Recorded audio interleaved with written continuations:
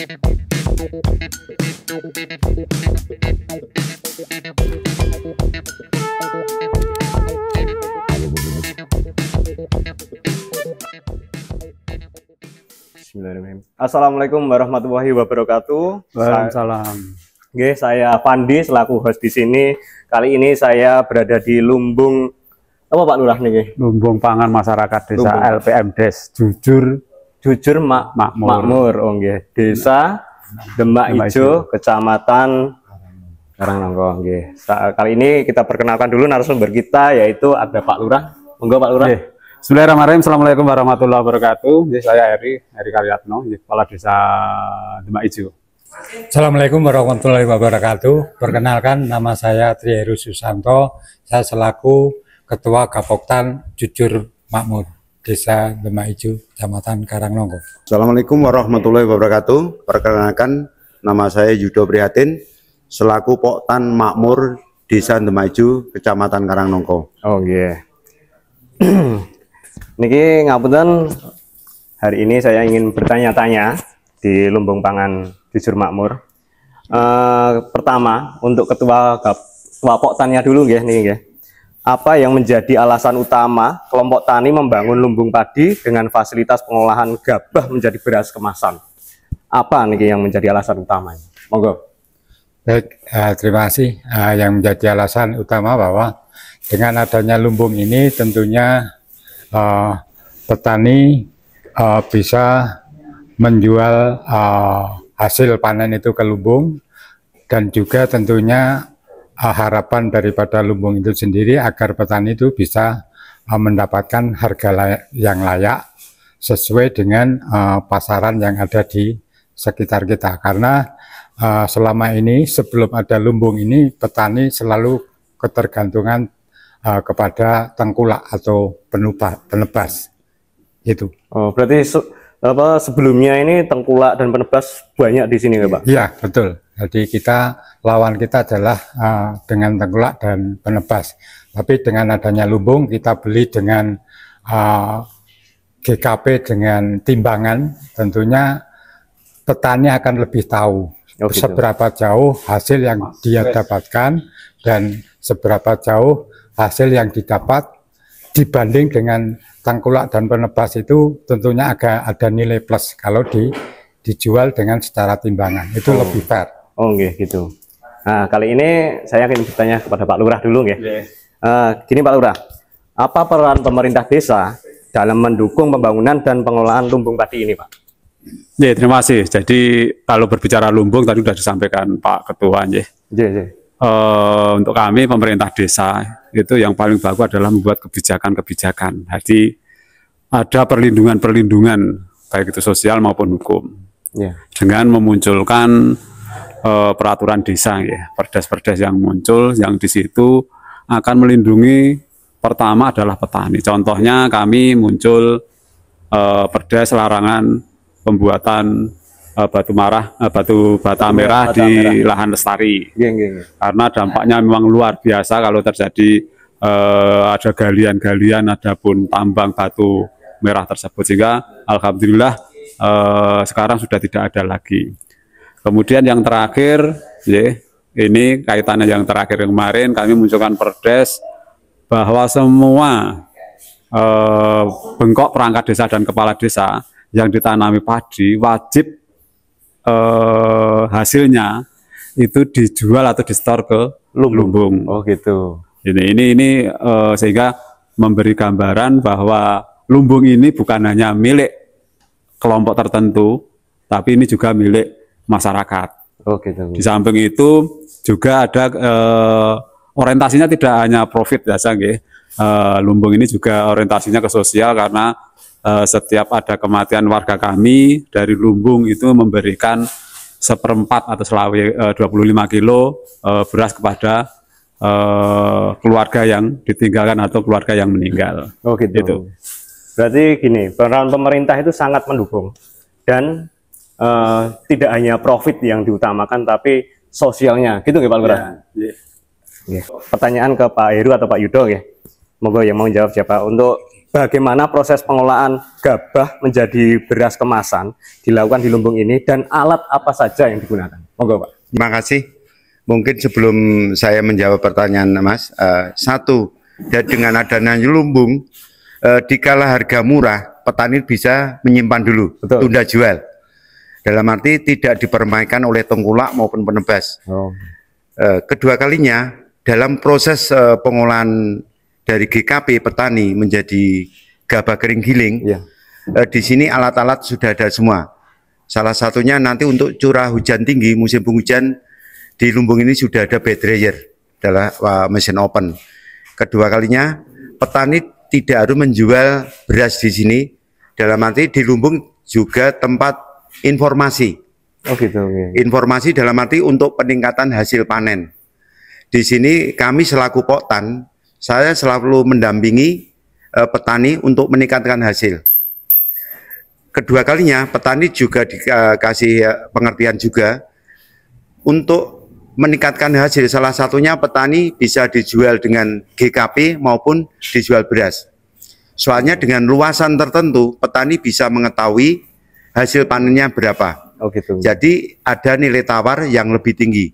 Itu Mas untuk kemajuan petani Tembaju. Oh enggak. Berarti intinya untuk ketercukupan di desa harus tercukupi dulu baru boleh dijual keluar gitu. Dan ini lagi untuk Pak Heru atau Pak Yudo lagi. Apa manfaat terbesar bagi petani lokal dengan adanya lumbung modern ini? Dengan adanya lumbung, ini termasuk lumbung modern juga. Satu tadi, di saat padi atau beras itu murah, bisa petani titip tunda jual dulu di sini gratis. Oh gitu, gratis. Jadi petani tidak dibebani biaya. Oh, iya. Ini milik petani semua untuk desa Tembaju. Di kala murah petani bisa menyimpan dulu, nanti setelah harga mulai merangkak naik, petani bisa menjual. Oh gitu. Kedua kalinya keuntungan dari adanya lumbung, jadi petani bisa menyisakan untuk disimpan untuk makan sendiri. Dalam arti petani jangan sampai petani kok nempur. Betul. Jadi dengan adanya lumbung, petani yang dijual untuk biaya pengolahan tanah ada lagi, terus untuk biaya di rumah ada, terus untuk makan petani bisa menyimpan di lumbung gratis. Oh gitu. Terima kasih. Nah sekarang pertanyaan ketiga untuk Pak Lurah ya, ambulan. Bagaimana strategi desa untuk memasarkan beras kemasan dari lumbung ini agar dapat bersaing di pasar lokal atau keluarlah nasional gitu? Pripun, Pak? Terima kasih. Untuk pemasaran memang luar biasa sulitnya, dalam artian sejak lumbung kita berdiri sampai sekarang, tapi alhamdulillah saat ini pasar sudah merespon baik. Prinsip kami di lumbung ini adalah bahwa beras kami murni, tidak campuran. Benar-benar murni ya, murni. Ada mix dari mix yang lain di luar tidak ada. Satu itu memang harganya sedikit di atas tapi dengan kualitas tentunya pasar itu akan melihat. Dan alhamdulillah untuk pasar saat ini di sini hulur banyak. Hulur banyak. Sekitar sini lebih di desa kami itu ada 3 ada 3 hulur juga jalan semua nih. Jualan semuanya, tapi plus kita satu tadi ada kegiatan lumbung, kita ada kegiatan sosial, kemudian di samping itu memang yang paling bagus adalah beras kita, beras lumbung adalah murni, sehingga itu secara pasar menilai. Dan juga tidak ditutup kemungkinan kami pun terus memasarkan di luar. Ini sudah ada beberapa produk yang kami kirim. Kita masih menunggu hasilnya. Yang jelas untuk hasil kami ada beberapa varietas, ada Srino, ada C4, ada Mentek dengan harga yang berbeda-beda. Ini pasar juga terbuka untuk itu, sehingga kita masih terus di samping itu kita juga mencoba bekerja sama dengan pihak luar. Contohnya ada BUMDes, baik BUMDes di dalam desa sendiri maupun BUMDes yang ada di luar maksudnya luar desa. Luar desa. Tapi tetap lingkup di Kabupaten Klaten ya Pak? Ya, lingkup di Kabupaten Klaten, karena kalau di luar memang kami harus hati-hati namanya produk beras itu memang banyak tantangannya. Jangan sampai kita saat ini baru mulai berkembang nanti kita tidak hati-hati nanti ada bahasanya tanda petik ketipu atau apa yang namanya di situ, ya. Itu yang jelas kami memang harus hati-hati. Yang jelas lumbung ini masih baru ya. Yeah. Berarti sudah berapa tahun ngapunten? Ini baru 2 tahun ya. Baru 2 sejak tahun diresmikan oleh Ibu Mulyani, Bu Bupati Klaten ya. Itu baru 2 tahun ini ya. Itu kemudian awal memang luar biasa ya. Artinya selalu membandingkan pasti. Tapi setelah setengah tahun sampai 1 tahun itu pasar sudah mulai mengenal, kemudian bahasanya mulai membedakan. Oh, kalau ambil beras di lumbung, di samping harganya itu standar umum ya pasar, tapi yang kualitas itu mungkin tidak didapatkan oleh lumbung yang lainnya, gitu. Ya. Oke, sekarang ngapunten ke Pak Heru atau Pak Yudo, ngapunten untuk kapasitasnya Pak di produksi harian lumbung ini dari gabah masuk hingga beras niku kemasan yang dihasilkan berapa hariannya? Baik, kalau melihat kapasitas ini memang kita ada. Pertama yang untuk alat pengering itu kita ada 2, yaitu lantai jemur yang manual, kemudian yang bed dryer. Sedangkan untuk bed dryer ini kita kapasitas hanya 3 ton, kemudian lantai jemur itu maksimal 2 ton. Jadi kapasitas sehari itu kita kalau semua jalan itu bisa 5 ton. Kemudian untuk RMU-nya, RMU itu kita paling sekitar 3-4 ton. Sehari. Ya. Kemudian kemasan yang kita bikin itu dari 1 kilo sampai 25 kilo. Jadi 1 kilo, 2 kilo, 3 kilo, 5 kilo, 10 kilo, dan 25 kilo. Itu kita sesuaikan dengan pangsa pasar atau permintaan pasar. Sesuai permintaan pasar. Tapi minimal harus 1 kilo. Iya, minimal 1 kilo. Ya. Gitu. Kalau untuk bagaimana kelompok tani mengolah pendapatan dari usaha lumbung ini agar berkelanjutan, Pak? Continue, Untuk petani agar mengolah untuk agar berkelanjutan, kami memang untuk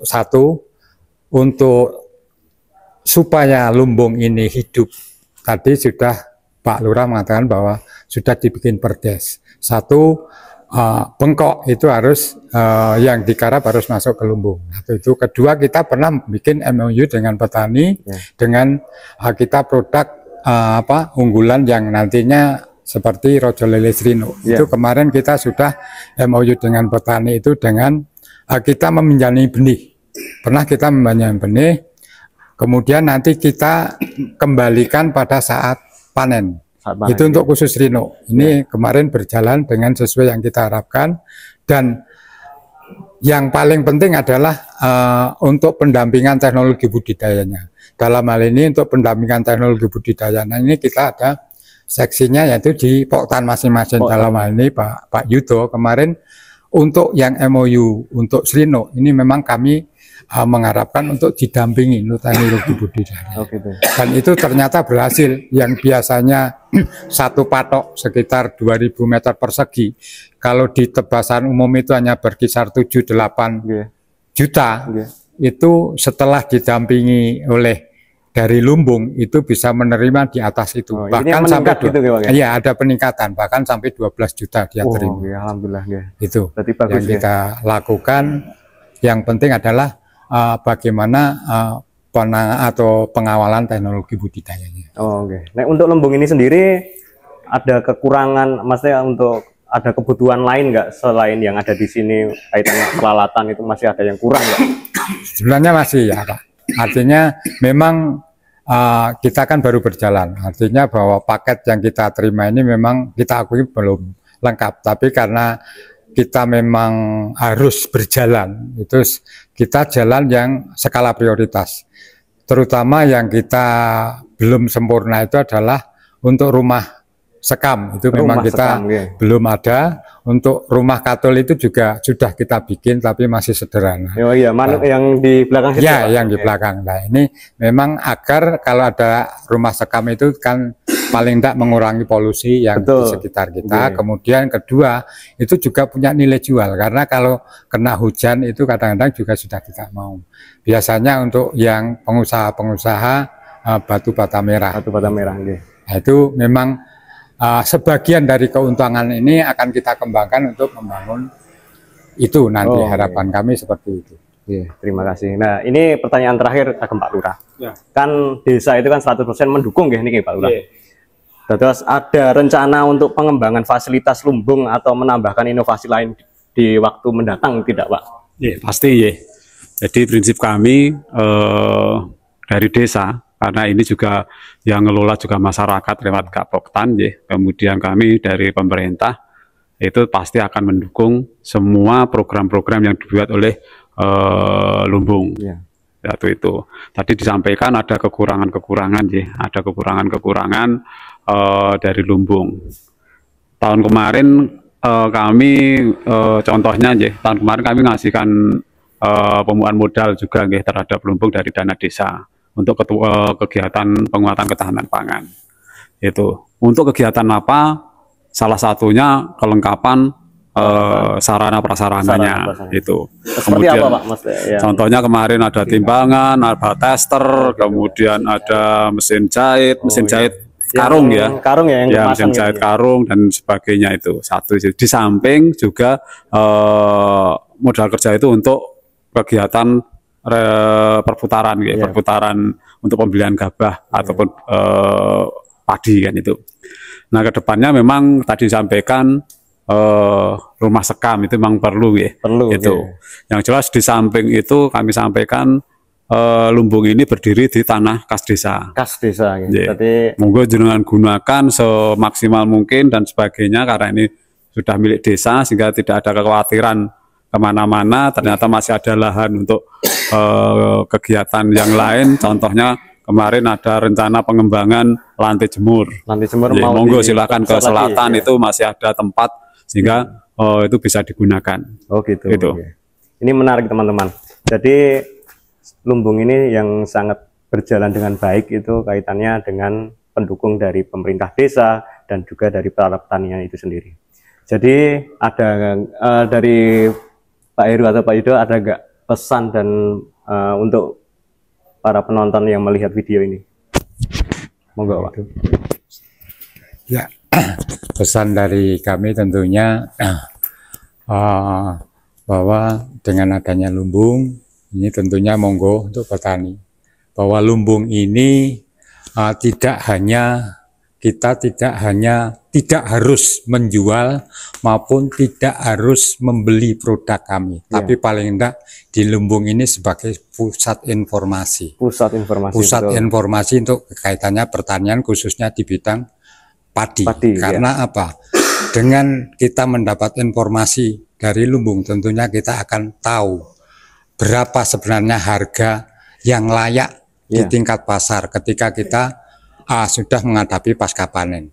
Itu yang terpenting adalah monggo kita sama-sama lumbung ini adalah milik masyarakat, bukan milik pribadi. Semua bisa mengakses, bisa ke sini. Mungkin itu. Barangkali Pak Yudo ada tambahan. Terima kasih. Untuk Pak Lurah ada pesan untuk para pemirsa? Pesan kami ini khusus warga Demak Ijo. Bahasa kami rumongso handarbeni lumbung ini. Sekali lagi bahwa lumbung ini tidak milik saya, tidak milik Gapoktan. Ini adalah milik masyarakat. Itu. Jadi monggo ampun berpikiran tentang lumbung itu punyanya Mas Heru, punyanya Mas Yudo, atau punyanya Pak Lurah, tidak. Ini lumbung ini milik masyarakat. Kami memfasilitasi, kami membantu kebijakan-kebijakan yang bahasa kami pro petani. Itu seperti apa? Monggo tadi sampaikan pusat informasi. Pusat informasi terkait dengan apa saja, monggo bisa terkait dengan pertanian tentunya. Ini bisa datang ke lumbung. Itu.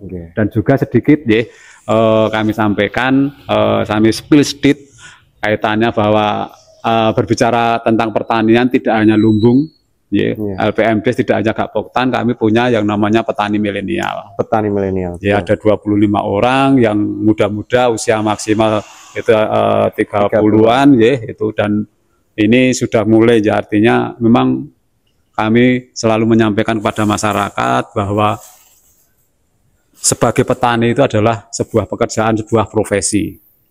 Satu itu.